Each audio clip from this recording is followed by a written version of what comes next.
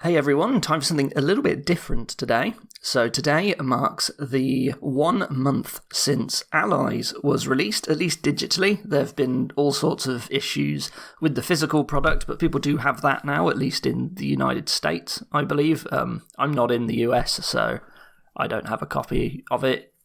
But I thought, well, given that it's been a month, and everyone's had a chance to play with the cards, why not talk about them? So this isn't the standard sort of video that I do where I go in-depth strategy. Just bear in mind that it's only been a month and these are just the opinions of me. You know, there hasn't been like a decade of experience that I have done with the early sets. You know, Allies has only been out 1 month. So let's just rattle through them and I'll talk my thoughts on them.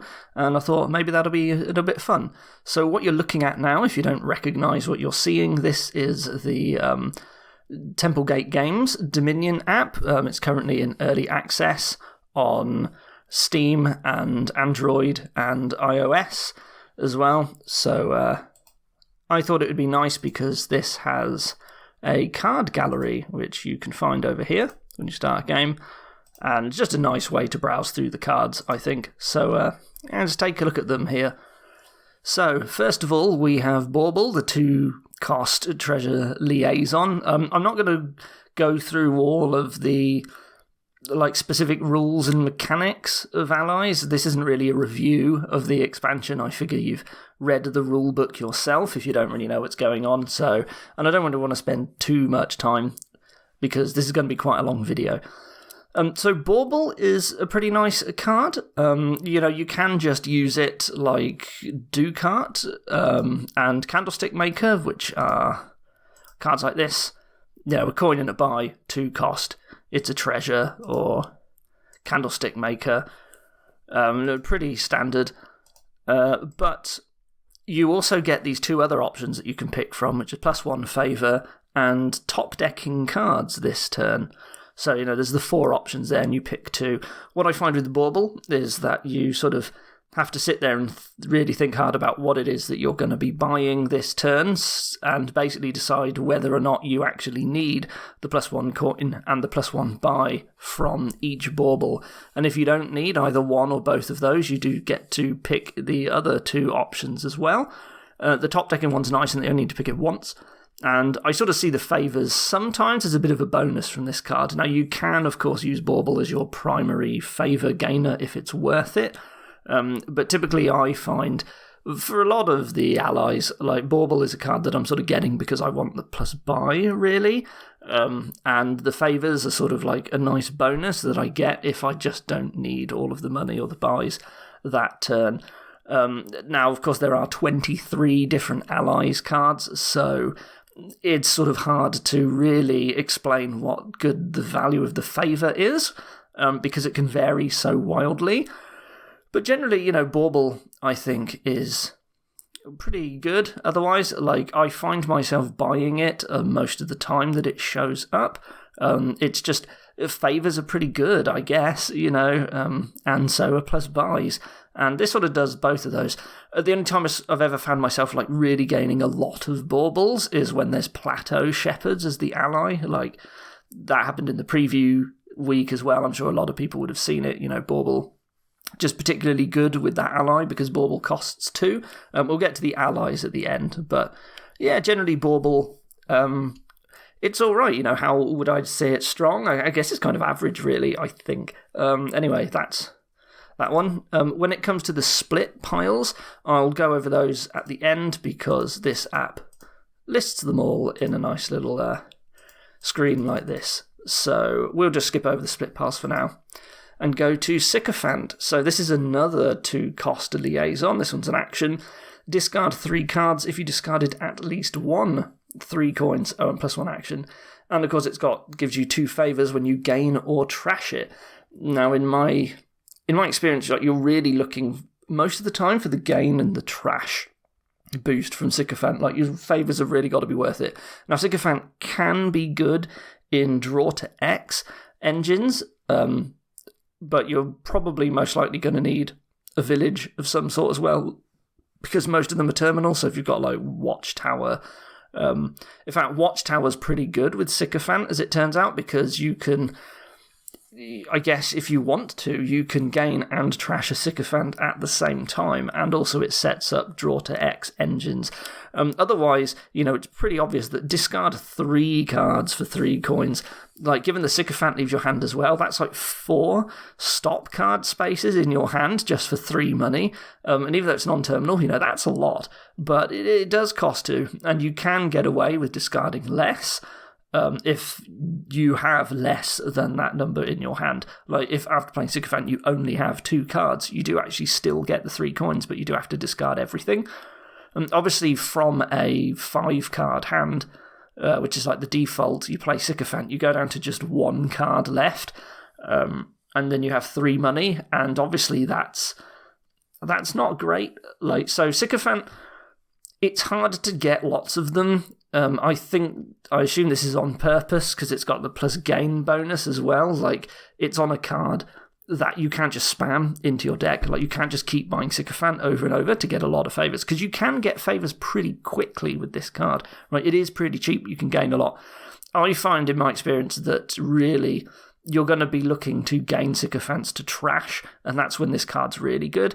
You don't see like the other draw to X synergies that much, but even then it's okay usually by towards the end of the game to have a Sycophant in your deck, because you can probably get away with discarding 3 victory cards, right? Or maybe 2 victory cards and a copper that you have left over, and that's still profitable. So I don't know how strong this is, but you shouldn't ever overlook the fact that on-gain bonuses tend to be really good a lot of the time. So I think Sycophant is okay as a card. And again, a lot of it depends on the favours, but like, you can get favours really quickly with Sycophant, but it does mean that the number of favours are technically limited as well in the game, unless you can recover Sycophants from the trash, of course. In which case, it's party time for favours, depending on the board. But yeah, so this one depends quite a lot on what the ally is. Like, you can't really just look at the favours as a boost, like you can with Bauble sometimes, where it's just like, oh, well, I get the choice to just get this extra bonus, nice effect. Sycophant, you really want the favours, in my experience, unless it's a particular type of like draw to X engine that you don't really see very often, to be honest. I have seen it before, but like once. So we'll see how that works out overall. But yeah, it's okay as a card. Lots of split piles here. Importer. Now, this is actually one of my favourite cards from the set. It, of course, has the setup clause. Each player gains +4 favours. So you actually have 5 favours at the start of the game, because every game that has an ally in it, you do start with a favour. It's on-play effect. At the start of your next turn, gain a card costing up to 5. So, well, obviously, I think that just starting with 5 favours, you don't even have to buy Importer just to start the game with 5 favours. Like, that's really cool that it's limited. Sometimes this is all you have, and so just having 5 favours and figuring out when you want to spend them has been quite interesting. That's sort of why I love this card. But honestly, it's pretty good to play with as well. I think the most... I was going to say I think the most powerful thing for Importer is actually gaining duchies with it at the end game. There have been games where you sort of don't necessarily want to get Importer early. Like, it sounds nice, right? Like, you open Importer, you play it. If you find it turn 3 and you play it, you still get a 5-cost card on turn 4. Which, normally you're looking sometimes to get the 5-cost cards, and so you think, hey, Importer's a nice open, I get to open with it, I still get a 5-cost card, but it's actually more likely, the odds are sort of against you, that the 5-cost will actually miss that shuffle. You'll only play it on turn 4, or even worse, turn 5, and then the 5-cost card that you get, you won't see until, like, turn 8-ish or something, which is a lot slower, so... I'm not necessarily convinced that Importer is the right thing to open a bunch of the time, and it's terminal as well. However, I have also had these decks where you just sort of... You're not really buying things, I guess, or you do have like a lot of spare extra actions, and so it's sometimes nice to just throw Importers into your deck, like especially if there's no plus buy anywhere. Importers are really, really good as an extra gainer, because they get you the 5-cost cards, and even though it's a bit slow... And you do need like a bunch of importers. Just having them in your deck, like, you know, although the gains are pretty slow, like you do get them, and then you get to shift duchies as well, which is very powerful. Like, I've got quite a lot of points in the end game just from having some importers that I got early. So it's decent. I don't know still how I feel about opening with importer. It's got to be good sometimes, is what I feel. But there have been times where I do think that even just like a silver might be better than buying it. I think it depends a lot on what I'm doing on my other turn, like with my 4. If that's terminal, then I don't really like importer. But if it's not, then importer is fine. I guess you ask yourself, like, you know, how good is a silver equivalent or even just a silver, like, long-term? Because I would definitely rather have an importer in my deck than a silver long-term. And it also depends just how fast you want those 5s. Like, sometimes there's a bunch of 5s that you want, like laboratories or groundskeepers, that sort of thing. But you don't necessarily need them straight away, especially something like groundskeeper. Skirmisher is actually another... Oh, no, wait. No, importer gains the skirmisher before you've had a chance to play one on your turn, so it's actually not that good. But, you know, it does get you them, I suppose, so it's got some value there. Yeah, or like treasury, you know, sometimes you just got those 5 costs that are otherwise a little bit too hard to get, and importer really helps getting those. But, you know, deck control probably more important first than the importer, I would say. But yeah, this is a good card, I think. Power-wise, I think the fact that just being there, you know, speeds games up a lot. The stats are showing that Importer's a very, very fast card. Like, if you have, like, Peaceful Cult, then that's like a free donate at the start of the game, which is crazy, right, just from those favour tokens. And you don't have to buy anything to get that. But, you know, does that count towards Importer? In terms of would I actually spend a gain or a buy on this, I guess it's sort of middle-of-the-road card, which is fine. Sometimes you will, sometimes you won't, but, you know, those duchies, that's what I find. Like, you really got to watch out for that. Importer, very, very important at the end game. Merchant Camp here is another cool card. Obviously, it's a non-drawing village like Necropolis. 2 actions gives you a coin. But when you discard this from play, you may put it onto your deck. So, on the one hand, this gives you a little bit of a reliability boost in that you get to guarantee you have a village at the start of your turn, which is really important in a lot of cases. You know, sometimes village luck is the difference between having a dud or not. You know, where they're drawn, did you have any in your starting hand? Of course, one of the problems is that Merchant Camp is an anti-cycler. What that means is that if you top deck a Merchant Camp, then you're actually only going to draw 4 cards from the rest of your deck.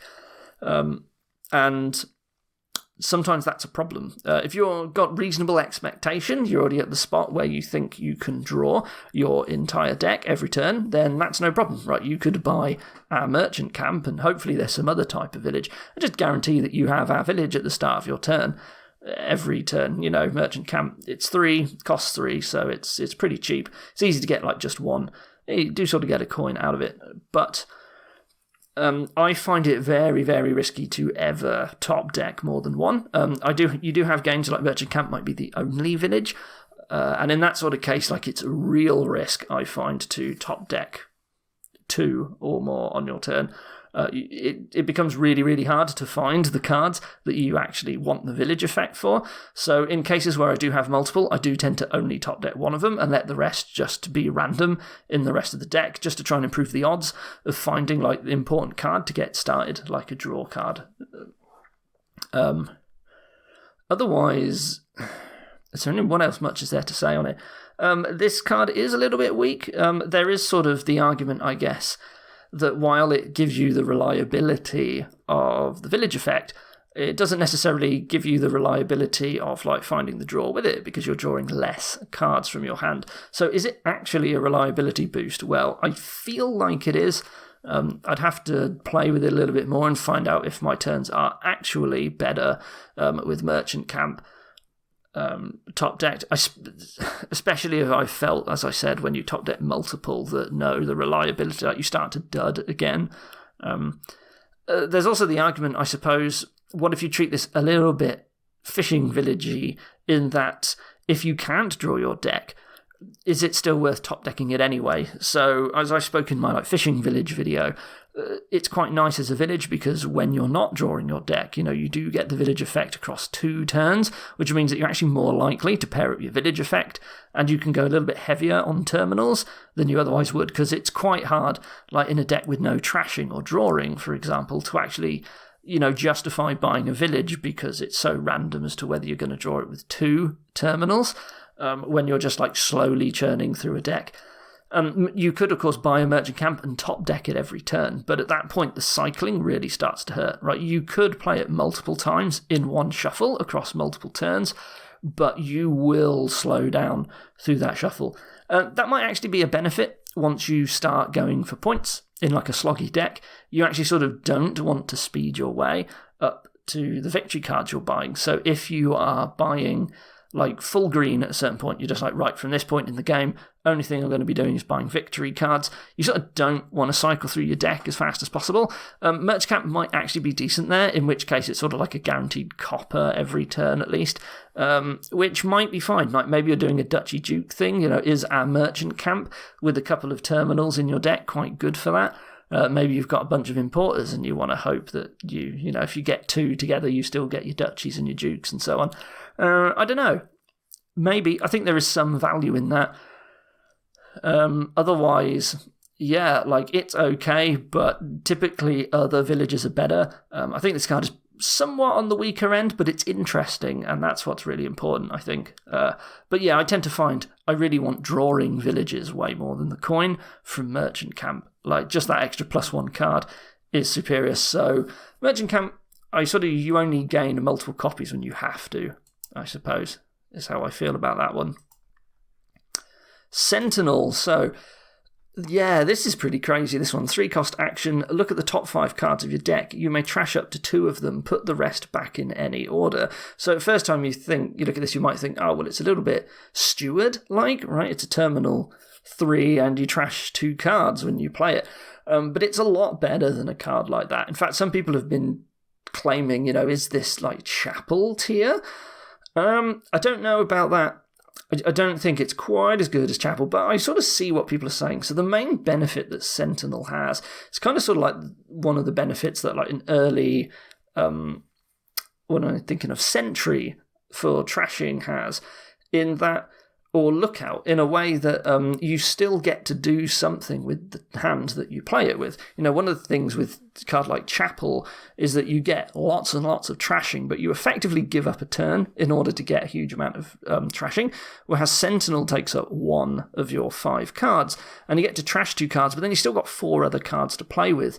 Now, you compare that to something like Steward, which is also trashing 2 cards, but it effectively wipes 3 cards out of your hand, because you don't get to play the 2 that you trash, so you just got like 2 left, and it's pretty common with something like Steward that, yeah, you're trashing multiple cards, but you're sort of like not buying anything on those turns, because a lot of time there isn't like a good 2 cost that you want to spam or something. So Sentinel doesn't have that problem. And what's also really good with Sentinel is how effective it is at specifically like focus targeting the estates that are really bad normally. Sentinel gets rid of them very easily because you look at top, your next 5 cards, and you're just going to annihilate the estates out of it.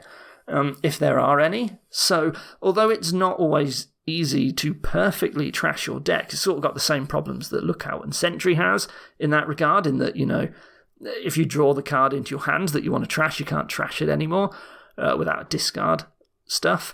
But, it's still very good as a trasher. It's the fact that you're not giving up those turns and you're still able to buy like important 3 and 4 cost cards in the early game while you're trashing. Is very powerful. There's the argument, does it matter a lot if you only see it on turn 3? Well, I find that even if it shows up on turn 4, it's going to trigger a shuffle, basically, is sort of the problem, but that shuffle is really, really small if it does. So I don't think it's got early game randomness issues quite that much. But yeah, Sentinel turns out it's very, very strong trasher as it is. This is a very highly rated card. I don't think it's top 10 cards of all time, like Chapel is, but it's up there. I think Sentinel is actually very good, a very fast card, very strong.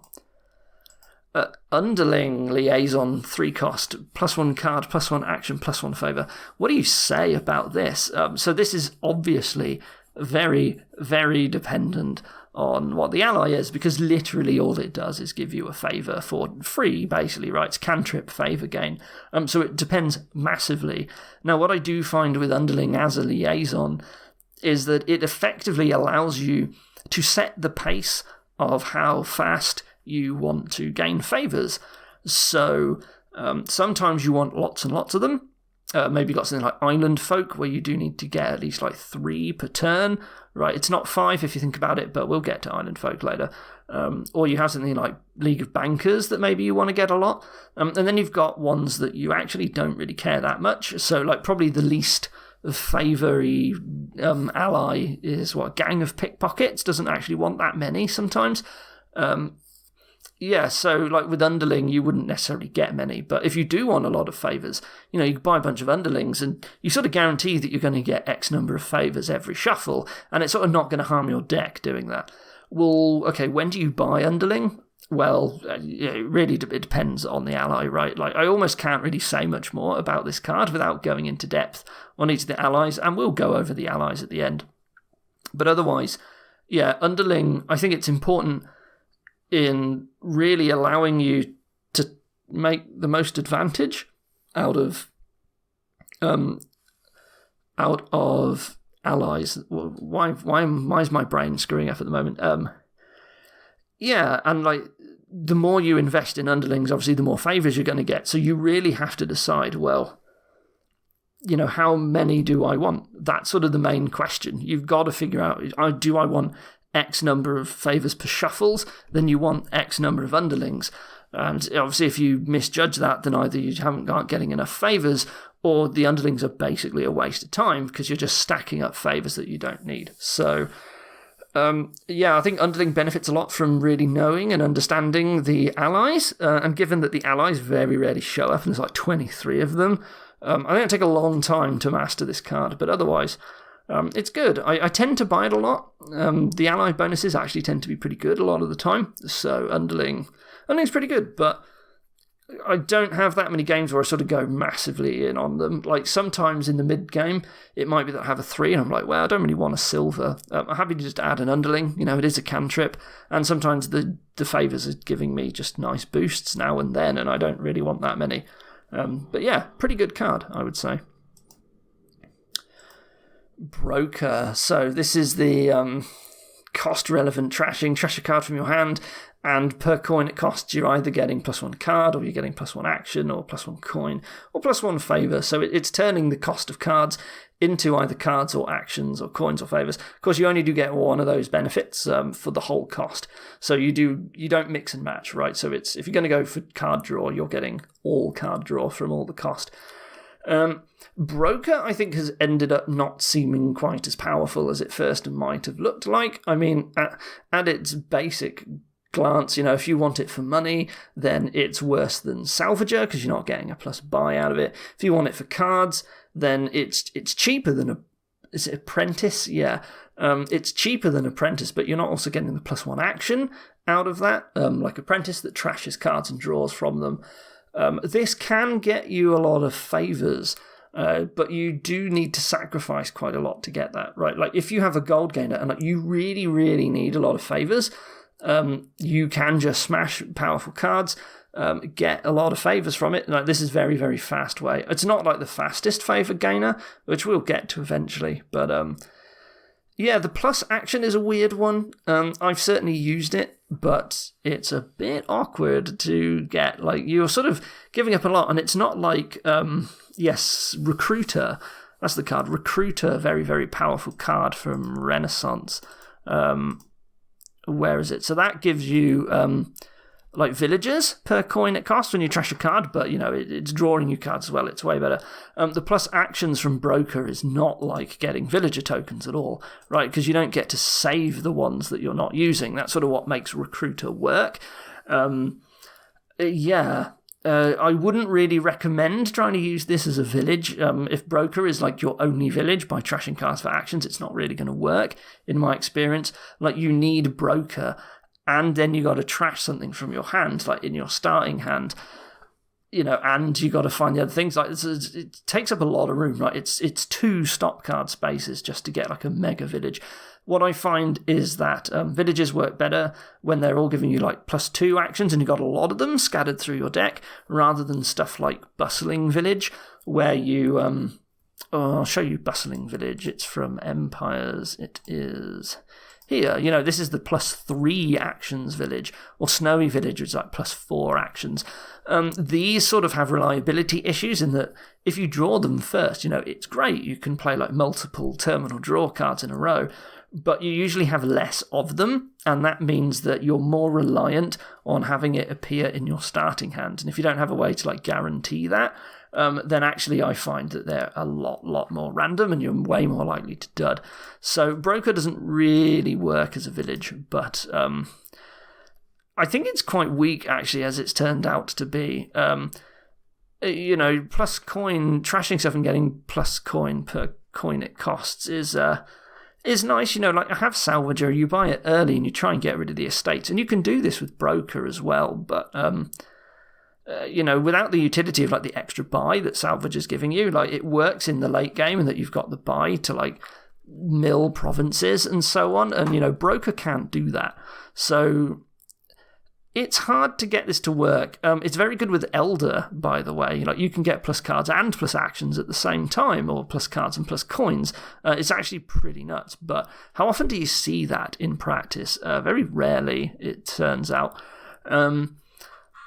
Yeah, so this card, it's only okay. I think it's quite hard to get favours out of it. So this is this probably the most difficult liaison to use? I think if this is the only liaison, then a lot of the time I might actually just not be using the ally, because a lot has to come together to make it worthwhile to actually get favours with this thing. Like, you gotta have gainers that you can play in order to gain cards that you're willing to draw together with the Broker and spend the action on trashing it for the favours, right? Like, it's quite a lot to ask.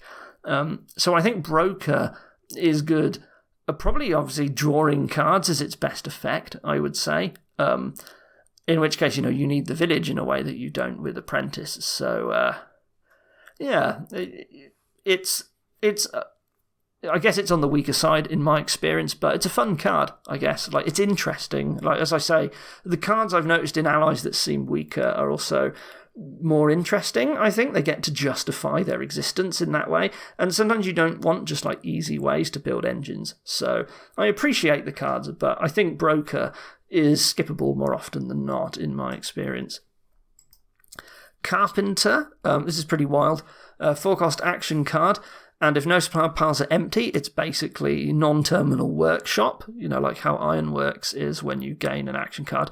But as soon as a supply pile empty, suddenly it's a remodel. So it's sort of both of those at once. And at the start of the game, you probably want to be gaining more cards. And then at the end of the game, you want to be remodeling cards, like trashing your golds into provinces or milling provinces and so on. So it's kind of sort of both of those things at once. And there's pretty good versions of them as well, like non-terminal workshop. That's a lot better than a lot of other workshops. So Carpenter is pretty good, I think. You do have to be very careful in that sometimes, like, I find that while it's a non-terminal workshop, and sometimes you want to get a lot of copies of those, like there are games where you have a number of Ironworks. Carpenter, you sort of can't, because they suddenly become terminal at some point, and then, how many remodels do you need in your deck? Well, not necessarily that many.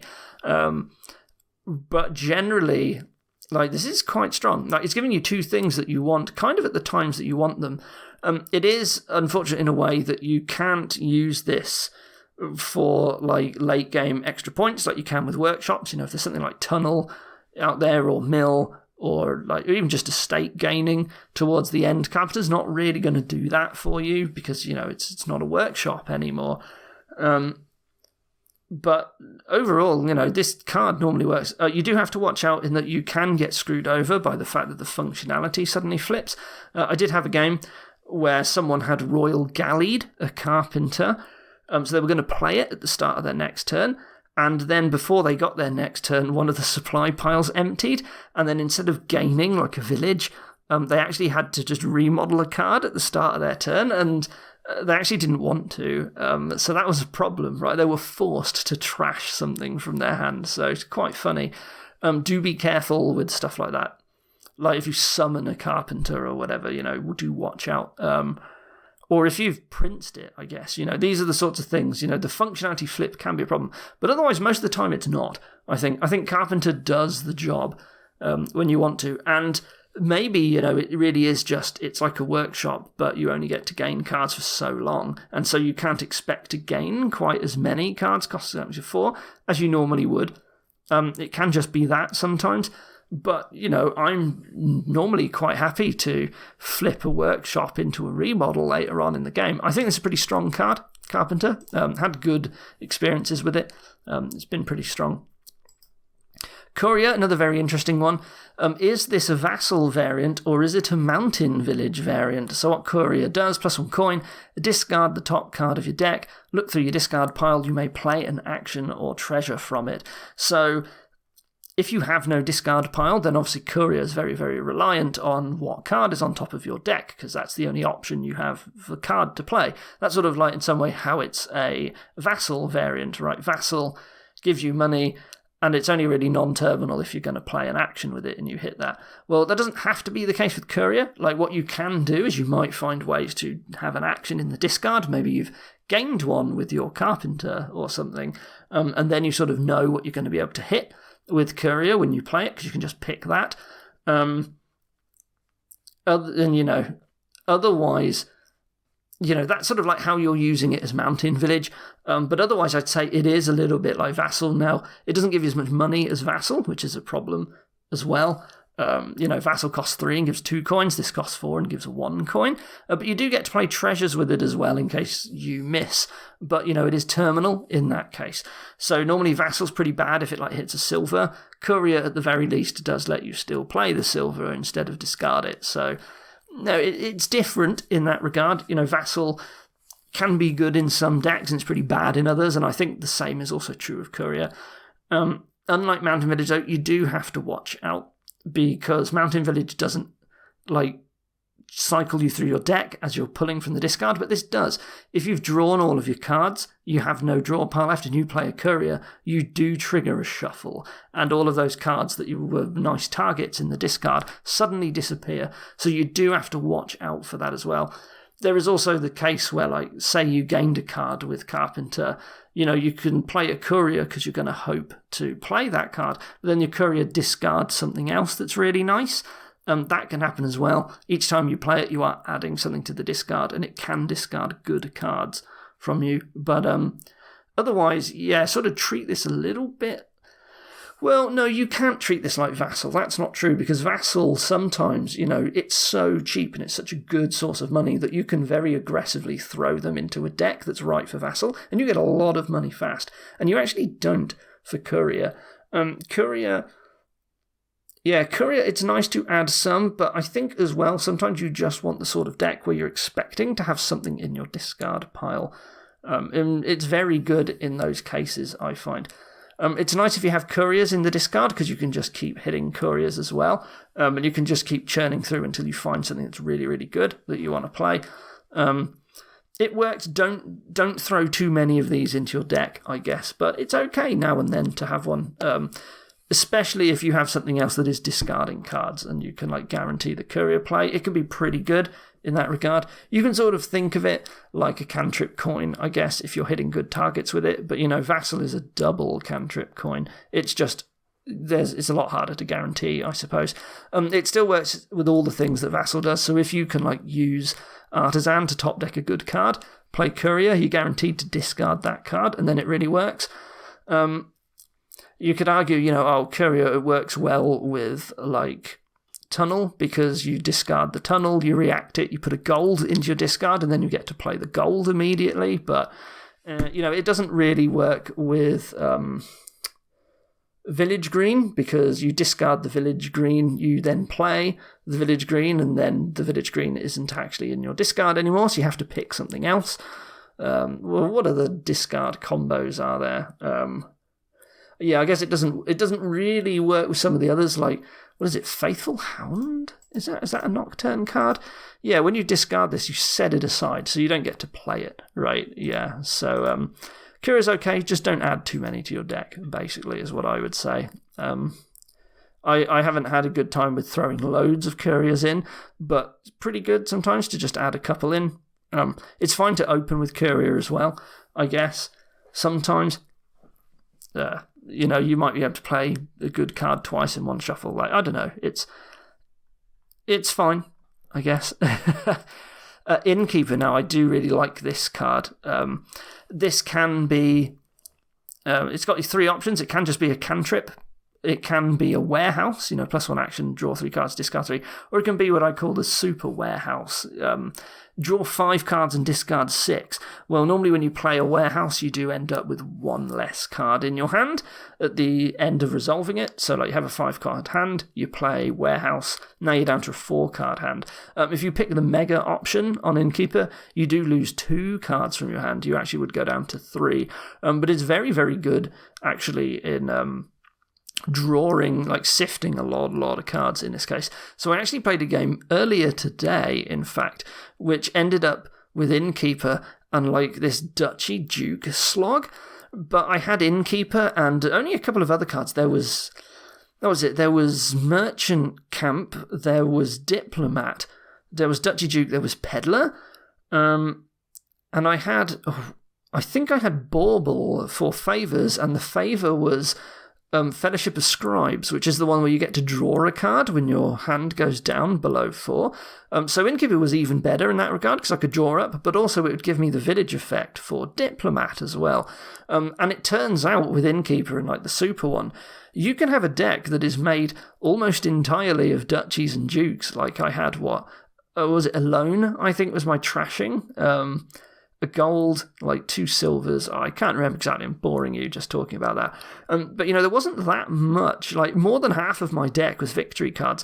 And I could still get up to 10 and 2 buys pretty reliably by having, 3 Innkeepers in it. And, Diplomats as well. I guess that helped a lot, right? Because they draw cards. Innkeeper can be really good. But I guess it's got, the same problems that Warehouse does, except... Of course, if you don't want that effect, you can just cantrip Innkeeper as well, right? It's just so this is pretty good. I think this is very good. This is my favourite, warehouse variant, and I really like those cards. When do you get time to buy it? I guess it's sort of got the problem Secret Passage has in a way. It's when do you buy this? It costs 4. It sort of really helps to have those spare capacity for gains, to get some, but... Normally it doesn't hurt to just throw Innkeeper into your deck. And late game, it's really helpful to just have a warehouse. Even if you just cantripped this all until the point where you now had enough victory cards that it's reasonable to warehouse them at some point, that's still really good. It's the problem with stuff like warehouse is sometimes you draw it when you don't want to and you don't really want to be discarding cards. You sort of don't have to do that with Innkeeper. So, very nice card, this. Always looking... to try and get one if I can when it shows up, but sometimes, just the opportunity's not there. So, what's it doing for you sometimes? Well, if you're just cantripping it a lot, you could have bought something that was more impactful earlier on, right? But yeah, it's good warehouse variant, I think. Very good card. Royal Galleys. This is another one of my favourites. When people first looked at this, they thought this was a throne room variant. So it says, +1 card, you may play a non-duration action from your hand. Set it aside. If you did, then at the start of your next turn, play it. So it sort of sounds like you're playing a card twice from your hand, and you are, but it's across 2 turns, and that means it's not really a throne room variant because, the thing with throne room is that it lets you, play a witch twice every turn. But Royal Galley doesn't do that. You still only get to play the other card once per turn. The thing that's important with a Royal Galley is that effectively it's like a cantrip this turn because it's +1 card and then you play another card for free from your hand. But the next turn you're getting to play that, both at the start of your turn, which is great for reliability, but also it's like +1 card, +1 action as well. That's sort of the duration bonus in that you don't have to draw the card and you don't have to spend an action to play it. So I find Royal Galley is excellent if you can play it on like your draw cards or your villages, because just the reliability is huge. Like Royal Galley really makes your deck very, very good very quickly, I find. Now, the non-duration part can be a problem. So if you just spam full of Royal Galleys, and this has happened to me, you can dud. Similarly, unlike, say, Throne Room, where if you draw multiple Throne Rooms into your hand, you do get to, like, Throne Room your Throne Room, and then, like, play a Smithy, and then you still have another throne left, and you hope that you find a village. You sort of can't do that with Royal Galley. Like, I've certainly had turns where you draw, like, 2 Royal Galleys and 3 Terminals from your hand, and you can play the Royal Galley, but, like, you can't play the other Royal Galley, and that can cause you to dud sometimes. Like, your hand is too clogged with Royal Galleys and they can't play each other. Like, you're forced to then just play one of your Terminals and that's the end of your turn. So this is a very good target for workshop stuff, though. Like, I find that it's hard to say no to adding some Royal Galleys to your deck. The reliability boost is massive, and I find decks do really, really well. Having said that, having lots of them is a problem. Another thing I have found, though, is that sometimes it's not. Once you've got a Royal Galley thing actually up and running, because you're getting these plays of your cards for free, I find that you do actually tend to have spare actions sometimes. Like, you're building a deck, and so you're adding, like, the villages and stuff, but then you start adding Royal Galleys, and now you've just got a surplus of actions. So I have had cases where, like, I've played a Royal Galley and it didn't find anything, or, like, I only had another Royal Galley in my hand. But it actually didn't matter because I had a bunch of spare actions at that point, because, I'd, like, Royal Galleyed a village at the start of the turn. So sometimes you can actually just get away with spamming Royal Galley in your deck. So I think this card's very powerful. Is it the most powerful card? Probably not, but it's got to be up there, right? Like, Royal Galley just makes your deck really, really good if you can add some. And it sort of is like Throne Room in that you can't really add it too early on. But once your deck is starting to get under control, like Royal Galley, well, it is a reliability thing, so if your deck's already very reliable, maybe it's not that good, but generally, adding plus card, plus action to any card is exceptional, really. And even if it's only doing that every other turn, like, this is pretty good. This helps you draw your deck and gives you lots of actions. I mean, great, right? It's normally what we want. It does both of those things, wow. Royal Galley, very strong card, in my experience. Really good. Obviously, if everything is a duration card, it's no good. I guess I just thought I'd clarify that. Town, this is excellent. Choose one village or woodcutter, basically, for 4. So either +1 card, 2 actions, or +1 buy 2 coins. Excellent card. This is also one of my favourites from the set. Very, very simple, basic, but actually pretty good. So, like, the default obvious thing with this card is that you just buy it, and then you're getting, like, the 2 coins and a buy early on, so it's like opening with a silver, I guess, like if you draw it straight away with no other action. But once you add a load of towns, you can just play some of them as villages and then play the rest for plus buy and 2 coins. So there's sort of no harm in basically just spamming towns a lot at the start of the game. It is the village that you get to open with, basically, right? Like, I can just buy towns and do really well at the start of the game. Now, what you do find, like, if this is the only village, is that early on you're just like, wow, I'm buying these villages and I'm also still getting all this money and buys. But then as you add other terminals, suddenly you stop getting the money and buys from your towns, and your economy actually drops.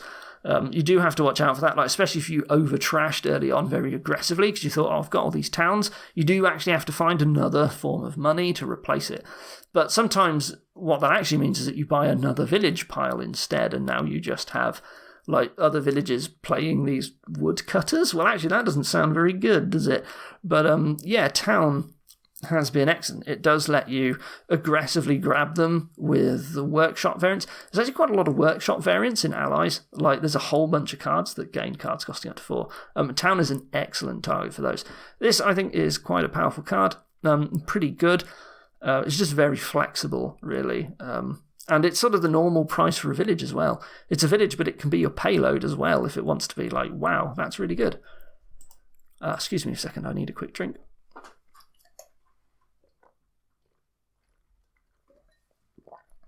Oh, talking a lot. Dry throat.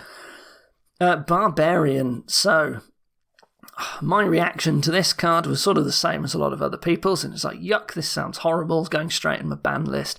So Barbarian, is it a Swindler variant, or is it like a Knights variant? People are wondering. So 2 coins, trash the top card of your opponent's decks, and then if it costs 3 or more, they get a cheaper card, sharing a type with it, otherwise they gain a curse.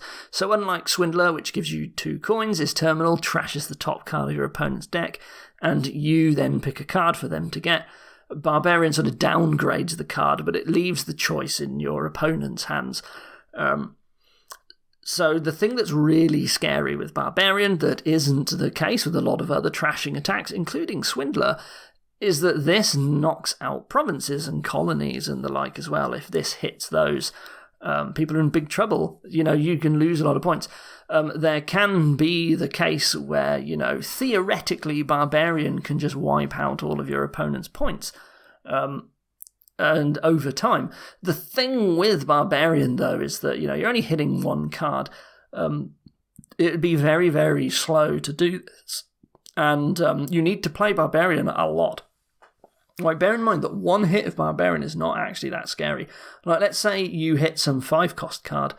Well, there might be some 4-cost card, like another action or something that's a reasonable replacement, or some other type of engine component that they might want. Anyway, maybe you convert one of their terminal draw cards into another village. Well, your opponent might not actually be that upset about that.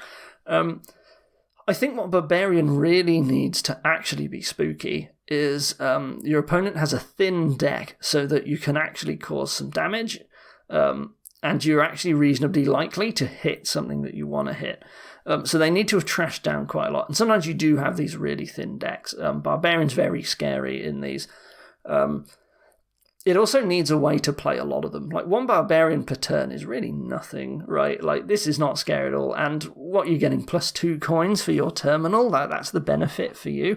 Note that it can give people curses, but the problem is that once they get curses, if you're good, your Barbarian's going to start hitting those curses.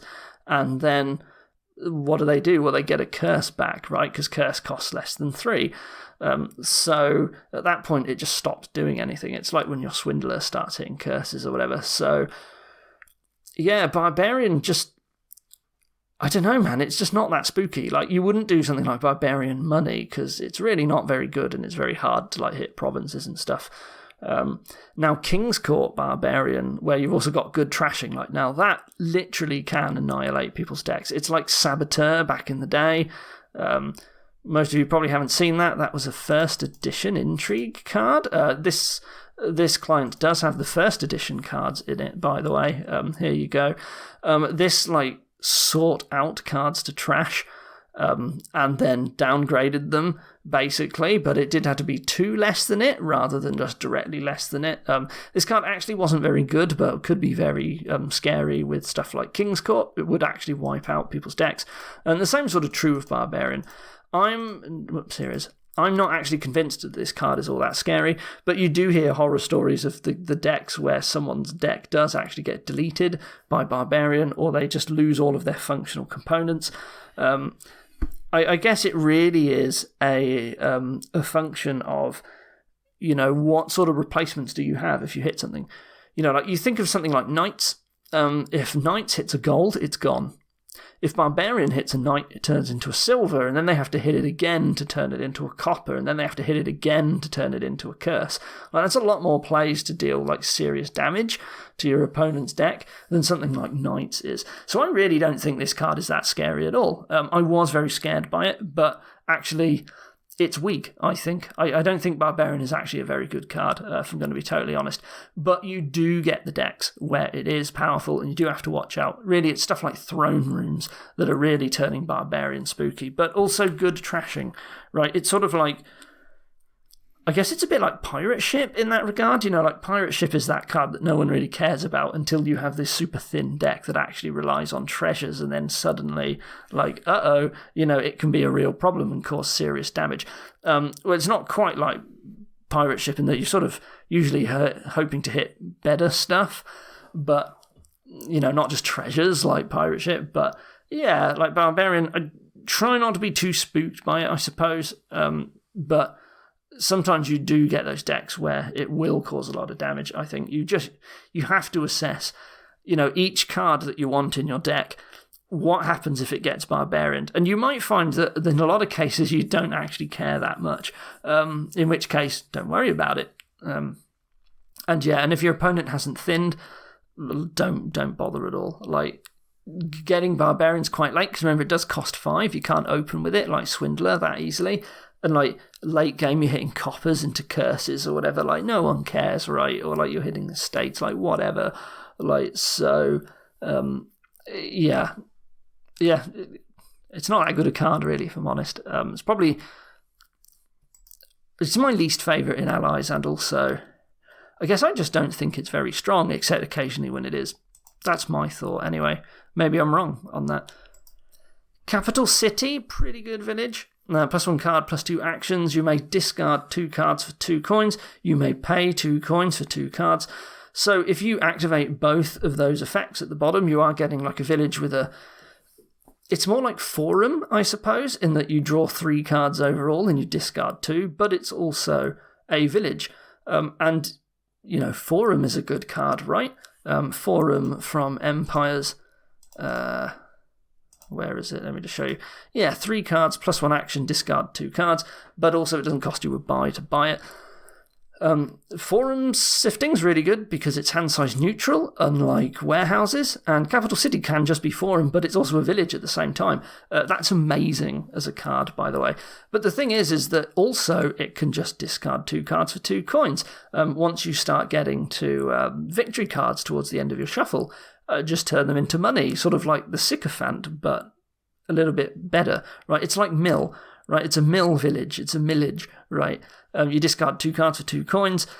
And of course, you can pay money for extra cards. And bear in mind, this doesn't have to come from Capital City. If you have other cards that earn you money, you can get a little bit of extra draw out of Capital City, right? This can be 2 laboratories and a village effect at the same time if something else is giving you money, which is quite incredible. I tend to find I don't use that much.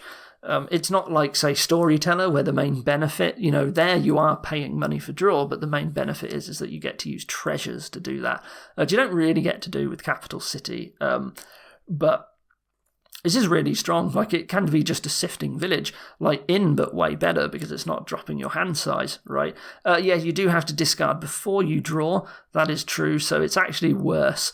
Right, it's not actually like Forum where you draw up and then you discard, right? It is important to note you discard and then you draw is very different. But Capital City, just very good village in my experience. And you can use it for extra money as well, like just excellent card all around. Very flexible. Sit there and think a lot about it though, sometimes. But yeah, I've used all of the options on this card. I sometimes use one, sometimes I use the other, sometimes I use both. Sometimes I do neither. You want a village, Capital City. It's an expensive village, but yeah, just a very good one, I think. Contract. So a lot of people ragging on this one. 2 coins and a favour. You may set aside an action from your hand to play it at the start of your next turn. Sorry, it is a treasure duration as well, and it's a liaison. So it's a silver. Costs 5, gives you a favour, and you may also use it as like a weird duration village thing as well if you've got actions left unspent. Or sort of like a Royal Galley effect in a way. You play it at the start of your next turn. Well, it's not quite like Royal Galley because this isn't a cantrip. You don't get to play that action this turn. You only get to play it next turn. Contract's been all right. I guess, it's not a great liaison because it's a stop cards, it's like a silver that you're paying 5 for. I think that the favour is the thing that I really want contract for. Sort of like Sycophant and Broker, sorry, yeah. How good are the favours is sort of going to determine whether I want this. If the favours are really good, I'm absolutely adding contracts, and I tend to find that the setting aside thing is more just a bonus. I guess you could argue, is contract good in like a money-ish deck, where sometimes you may say, actually, my turn is good enough. I won't spend the action. I will set it aside this turn and I'll play it next turn to try and get a better turn next time because I'm content with this one. Maybe, I drew contract 2 golds. and whatever my action was in this like money deck, and I'm like, hey, I'll just play the action next turn instead because I get my province this turn. Otherwise, contract, it's only okay. How much times do you want to spend 5 on a silver? Well, it's better than that, but I find that the duration effect, I don't tend to use that much, but it is pretty good, to be fair, when you end up playing a card for free at the start of your next turn. That's why Royal Galley is good. It is important to note that contract stays in play and means you don't get to play it the next turn. So if you are using it as reliability, like let's say you drew your entire deck and you still had like some terminal draw left over at the end, and like you would play it now, it wouldn't do anything. You can be like, okay, I'll set that aside with contract and play at the start of my next turn. Sounds pretty good. And it is, but the problem is, of course, is that then you find that you got 2 less money next turn as well. So watch out for that too. This is sort of the main problem with contract, I guess, in a way. Otherwise, this is only okay as a card. Maybe it's a little bit below average, I think. I do find there's a bunch of times I don't get it, but don't underestimate the favour. It's really important with these liaisons. You've got to figure out, hey, how good are the favours? And you sort of can't answer that on its own. So we'll have to talk about that sort of thing when we look at the allies. I need to get a move on. What is this? 55 minutes, and we are... You know what? Maybe I'll just do the cards this time. Oh, no, but there's a split pass. Let's just do the whole lot. Why not? Emissary. This is a liaison as well, plus 3 cards. If this made you shuffle at least 1 card, plus 1 action and 2 favours. This is a fun mini-game to try and get, right? Smithy, but plus 1 action and 2 favours if you cause the shuffle. Wow, that's great. Of course, a lot of the time you tend to find that, particularly if you're going to be, like the default state, you're thinking, hey, what if I draw my entire deck? You have to sort of gain a card mid-turn with like a workshop, and then when you play Emissary, you get to draw that card. Like if you've left it until the end and it gets to be non-terminal and it gives you the favours. Sometimes you are putting in the effort to get favours out of Emissary. Otherwise, at worst, this is just your normal terminal draw card, which is fine. I tend to find that you wouldn't get a lot of emissaries. Like if there were choices between terminal draw, I might pick up an emissary in the hope that the opportunity arises where I get to play it. And then, for the bonus, in which case, great. And if not, well, it doesn't matter, right? Because I was planning to treat it as terminal draw anyway. Emissary, though, sort of gets a lot better when you... does it get a lot better when you're not drawing your whole deck? Probably not. So the problem is it's very random in that case. You can have more sloggy type decks where you just so happen to get towards the end of a shuffle when you draw Emissary and you get to play it, and woohoo, right? There are... you get trigger the bonus. But I think Emissary, like, either it needs to be paired up with other draw, or you sort of just have to expect that it's just going to be a normal terminal draw card with no bonus, which is fine for 5. 5 is the Smithy with a bonus for 5 zone, and it's actually okay if it's only just giving you 3 cards and no bonus. There's a lot of cards that might end up doing that anyway. I was going to say Torture when the curses are empty, but of course Torture is actually very, very good, one of the better draw cards. I guess Swashbuckler when you don't have a discard pile, right? You will buy those cards and you will use them, and you do that for Emissary. Plus 2 favours is pretty good, though. If you can buy 1 Emissary and get 2 favours every turn, I found that can sometimes be very strong. There's a couple of the really powerful allies want you to have 2 favours. I have certainly put in the effort to get favours out of Emissary, but otherwise, it's just fun. It's okay. It really depends, again, how much effort you put in is what the ally is, but it's hard to get multiple emissary bonuses per turn, I guess, which is why if you have other options for draw, you probably only get 1 emissary. How many times are you shuffling in the same turn? Let's be real here. Not a lot, usually. Normally, at most, it's going to be 1, so you wouldn't get multiple emissaries, but do keep an eye on the size of your draw pile. And, watch out for thrones. I've had games with King's Court or with throne rooms with emissary. It's a lot easier to trigger then because, you get 6 cards or 9 cards, and so you get to play it at a different time. And it's really good with thrones because, that plus 1 action. If you had if I had Emissary and Throne in my hand and there was 5 cards left until I shuffle, I can just safely play the Throne on the Emissary and it's non-terminal, basically. Sometimes that matters a lot for stuff like Throne Room, if you don't have like a cantrip to play the Throne on at the start of the turn. So yeah, do watch out for that. Like, it's good. It's a perfectly fine terminal draw card, you know. Sometimes you're not getting the benefit anyway out of others, so it works. Galleria, so this one's a bit weird. It seems fairly weak at first glance, I guess, you know. +3 coins is nothing to sniff at. Terminal gold, it's not great as a payload because it's terminal, but it's fine. This turn, when you gain a card costing 3 or 4 coins, +1 buy. So, obviously in the default scenario, it's like, well, okay, if I just happen to be drawing a lot of money anyway, with 1 Galleria, I can buy as many 3 or 4 cost cards as I like without needing other sources of plus buy, right? That's actually not always necessarily that great. You know, hey, maybe I play Galleria, I have 3 coppers, now I can buy 2 3-cost cards. Fine. You know, Galleria was like a very expensive workshop. The thing with Galleria is the fact that, you know, A, it triggers on gains rather than buys, and B, if you have multiple in play or you throned it, you actually start making buy profits. Or, you know, so that can be important because like you buy 1 3-cost card, you get 2 buys out of it. The thing that makes Galleria nuts is horses, of course, from Menagerie.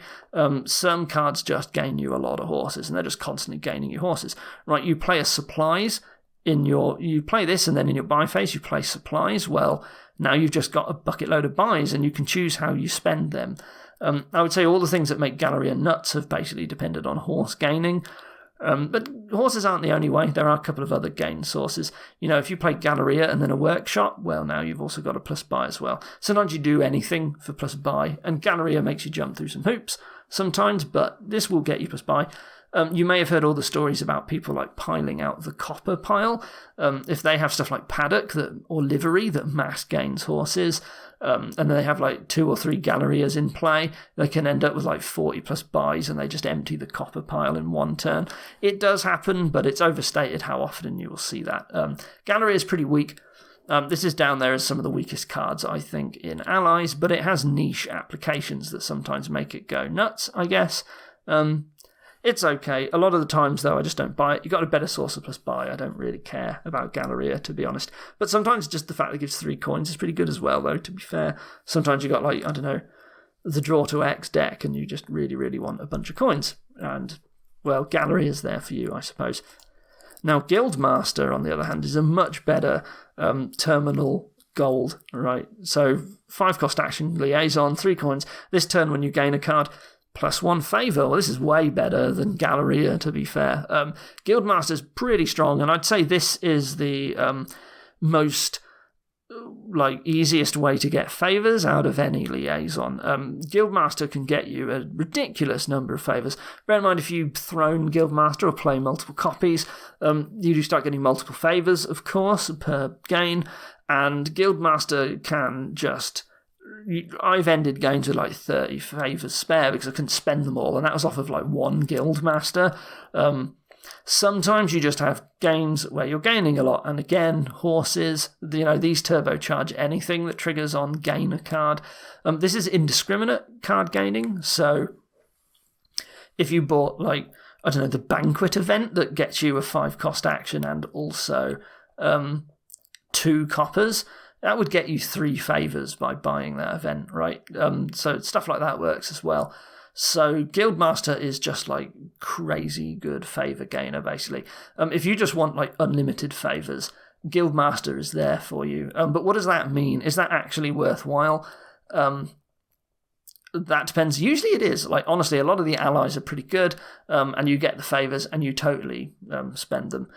This actually combos in a way with some allies. So, you know, there's the one that gives you like the Haggler effect for 2 favours. And if you have 2 Guildmasters in play, you can just keep triggering it over and over until like you don't want a card that's cheaper than the last one you gained anymore. Can't remember its name. Is it Architects Guild? Why don't I just look quickly? Yeah, this one. So, like, with this, well, you don't even need 2 Guildmasters, but, you stockade some favours from Guildmasters on a previous turn, and then you just get to do this crazy, Haggler-esque chain, where it's just now I'll buy a province, and then I'm going to gain a gold, and then I'm going to gain a 5-cost card, and then I'm going to gain a 4-cost card, and, you just got all these favours to do that, and it's just off of one game, you gain all this stuff. This is very good with stuff like Guildmaster, and so is stuff like League of Bankers, where you get the Guildmaster and you just buy cards like you normally would, and then all of a sudden, you're just gaining a load of extra money out of nowhere. So Guildmaster, very strong. I think this is a very powerful card for what is effectively a terminal gold. There's a lot of ways in which to make the favours very, very good out of this, and you just get so many favours so easily a lot of the time. If it's a single gainer board, then obviously that's not true. If there's no village, then obviously this sucks, right? The obvious caveats that you get out of a terminal stock card. But, Guildmaster's pretty nice. Highwayman, interesting duration draw. This one, next turn, it gives you +3 cards, but it then also discards itself from play when you do that. So it's a duration draw that you do actually get to play every single turn. It also has this attack. Until then, the first treasure each other player plays each turn does nothing. This attack is nothing to sniff at. Normally what it means is that you keep a copper around, right? You just have a copper left and you just kill it with Highwayman. Well, it means you have to have an extra... It means that effectively you have to draw an extra stop card at least some point during your turn. I don't think the attack is necessarily super scary. It's not even necessarily that scary for money decks, to be honest, but... I guess it works pretty well against them. It works reasonably enough. Do take care of the order which you play things. Sometimes this can be particularly nasty in that, it kills Crown. Crown you want to play as a throne room in your action phase. Well, Highwayman just makes that a terminal nothing. And Capitalism as well. That can knock out... if you buy Capitalism when Highwayman is on the board, a bunch of your actions you can't play anymore, or at least the first one out of certain actions. It doesn't do anything and it's terminal, which is pretty scary. That's sort of where Highwayman is really good, but outside of that, a lot of the time the treasures are played last after you've drawn and you have a copper, and then Highwayman's nothing to worry about.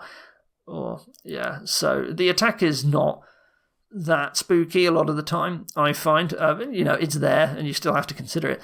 The thing with Highwayman is that the fact that it discards itself for your next turn, what I found that this tends to mean is that you must be able to draw your deck every turn.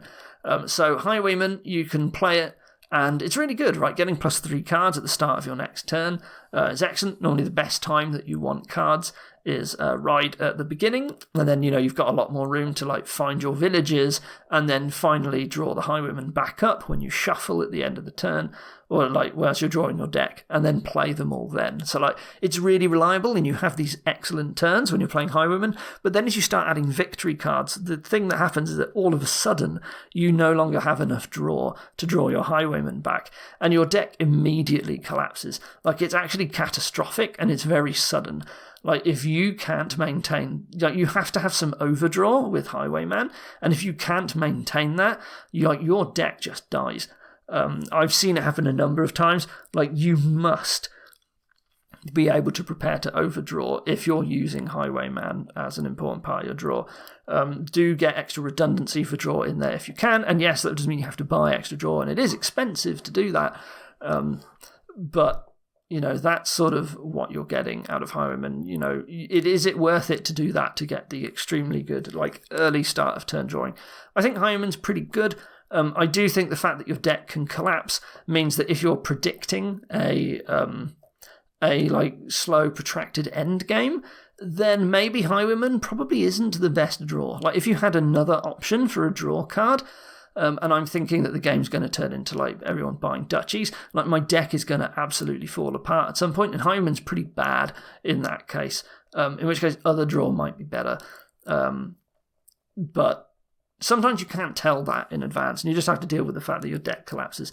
And, the attack is not nothing. So maybe you just have one highwayman, and you basically just say, well, at some point my deck's going to start getting a little bit worse, and I'm not going to play this every turn. If you have to rely on highwayman for draw, you must try and get extra copies, basically, and just get a little bit of that redundancy, or you might be in trouble. Don't say I didn't warn you, but very good, very interesting card. Again, I do love the cards that are quite interesting in how you build your deck. Hunter. So this is another one of my actual favourite cards, but it's a bit of a weird one. And, is it powerful? It's probably more just like average strength. So theoretically, this can draw you 3 cards non-terminally, right? It could be a double lab. So +1 action, reveal the top 3 cards of your deck. From those cards, put an action, a treasure, and a victory card into your hand. Discard the rest.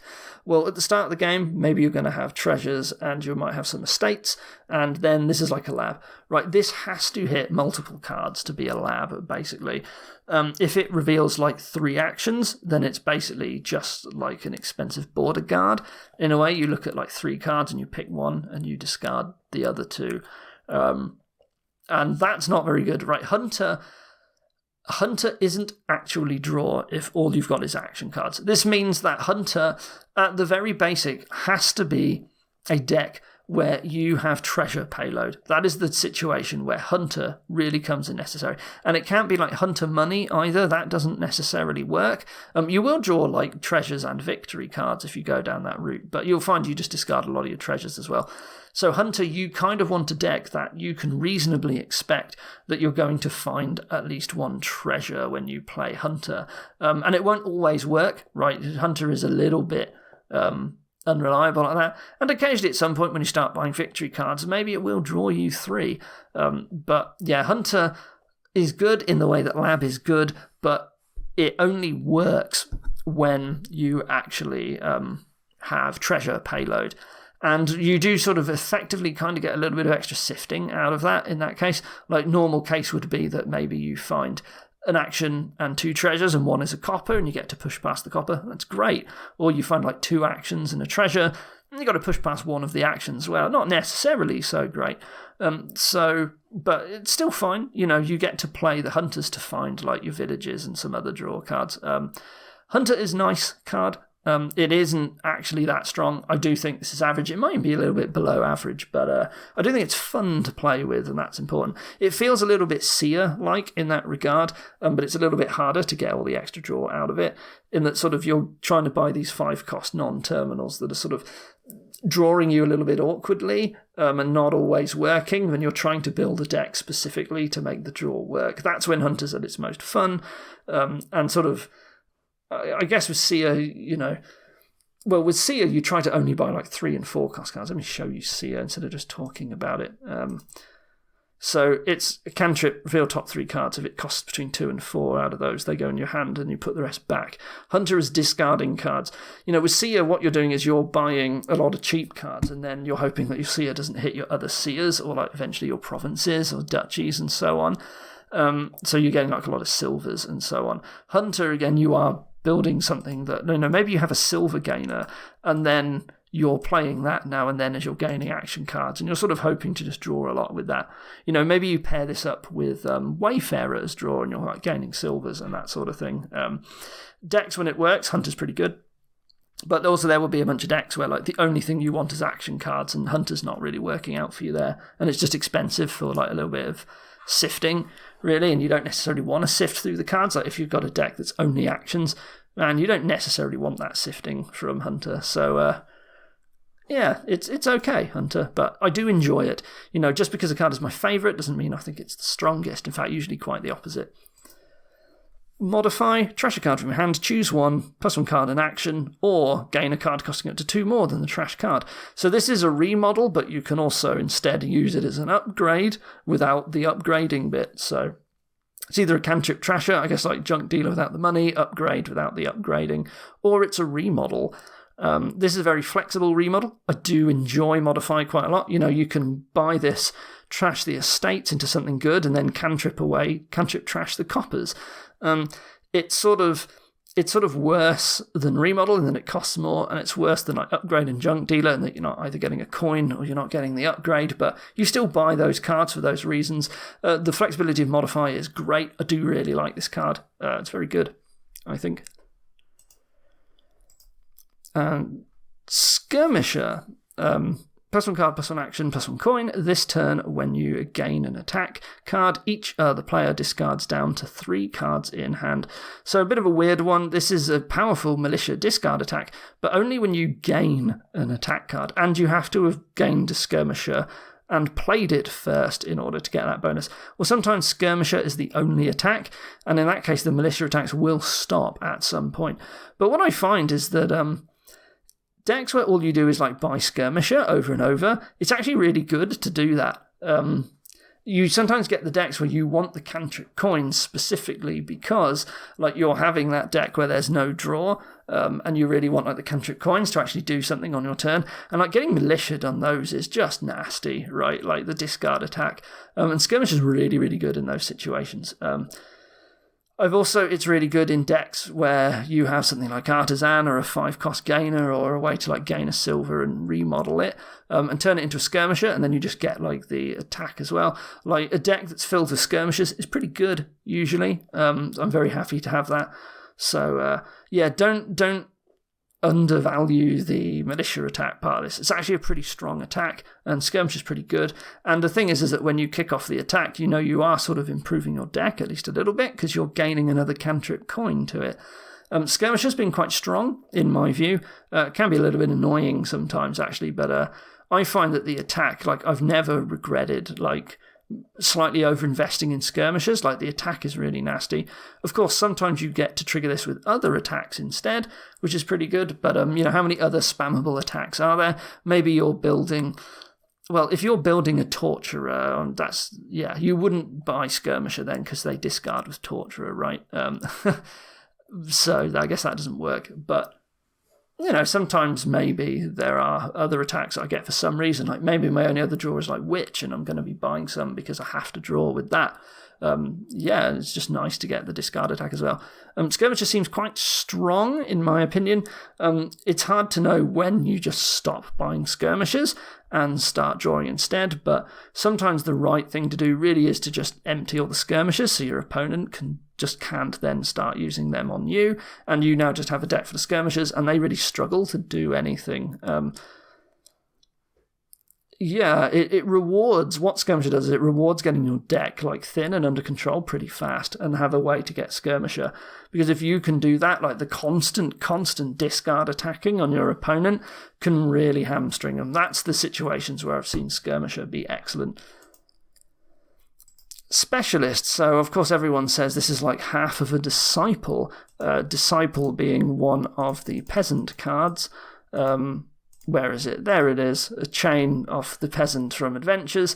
That's a throne room, and then you gain a copy of it. Well, Specialist, of course, is a choice between a throne room or gaining a copy of the card and only playing it once instead. So Specialist, of course, pretty good at gaining copies of other cards. Like, if you just use this to play another action and then gain a copy of it, Specialist is basically +1 action type of kiln, right? Like you play it, +1 action, then you play another card, you get a copy. It doesn't say +1 action on it, but of course the playing of the other action is free. Specialist can be work on treasures as well. Right, like it happens sometimes, but usually because it runs out of target. But it is nice, like Crown, in the fact that it's a throne that you can just play on treasures, but of course you are spending an action, which you don't have to do with Crown in that case. Specialist is very strong. Some people say this is the strongest card in Allies just because it gains you copies of other action cards, right? Like, and there's no like cost restriction on that. You just straight up gain another one. And, it doesn't stop you playing the other action. It's not like Kiln where you have to spare an extra terminal action before you play the other one, because Specialist effectively is like non-terminal in that regard, and that's really good. Just a card that gains you other action cards, copies of ones that you have, is just incredible really if you can draw them together. So And then, like, if you run out of those, or situationally, you might instead decide to get the throne effect when you need it. Like, very, very flexible. Remember, you can gain more specialists with specialist. Once you have 2 of them, you can specialist a specialist and then throne another card and gain a specialist, and then your deck is off, right? Like, that sort of thing can be very good. Just very flexible, very powerful. Yeah, like, it's hard to find decks where this isn't good, I guess, when everything is terminal. But remember, specialist being a throne means that technically there's always a village in the kingdom as well. So throne is a good card, and specialist is a much more flexible version of throne room that has another very powerful effect you can take instead. Like, it's got to be good, right? And it is.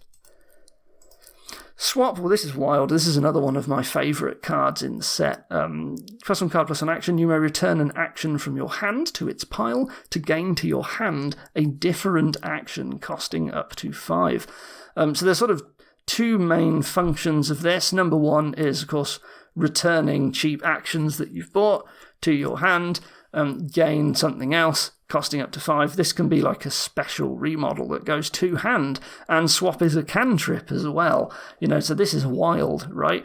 Like, you can buy hamlets or border guards or that sort of thing, and then candlestick makers or whatever, or moats, and then just turn them into these insanely good cards. I've had a game where I bought hamlets and then swapped them into like all the powerful 5 costs that I wanted, and obviously that's wild, right? And you get to play that new card straight away. But the other thing that swap does that shouldn't be underlooked is that you just get to basically have the deck that you want exactly when you want it. Like, did you not draw your villages and your smithies in the right order? Just temporarily turn one of the smithies into a village, right? Like, and then you get your turn. Remember that swap can turn other cards into swaps as well. So you can sometimes, and this is another thing I've seen, you just can gain cards so easily and quickly that you just start swapping all those cards into swaps. Remember, the new swap goes straight into your hand, so you can play it straight away. And then suddenly the other player just took like 8 of the swaps and emptied the pile, and now they just start endlessly converting the new gains that they have into good cards. And they will actually like swap some of their swaps into other things, and then before they finish the turn, they will put their remaining swaps, turning other cards back into the swaps, so that they never leave any spare swaps in the pile and just shut out the other player. Swap is nuts, basically. This is very strong. Yes, you do have to pair it with other cards. I would say that swap is excellent, specifically when you are able to gain other action cards very easily. So either they are cheap and you have plenty of buys, or you have like workshop variants. And obviously there's got to be an engine on the board so that you can like draw cards. But swap lets you just basically do whatever you want. Yeah, sometimes it's 6 cost cards or deck cost cards or potion cost cards. You can't really do swap stuff with them. But most of the time, like, this card is bonkers, basically. This card is very, very powerful. Really good. Do not underestimate this card.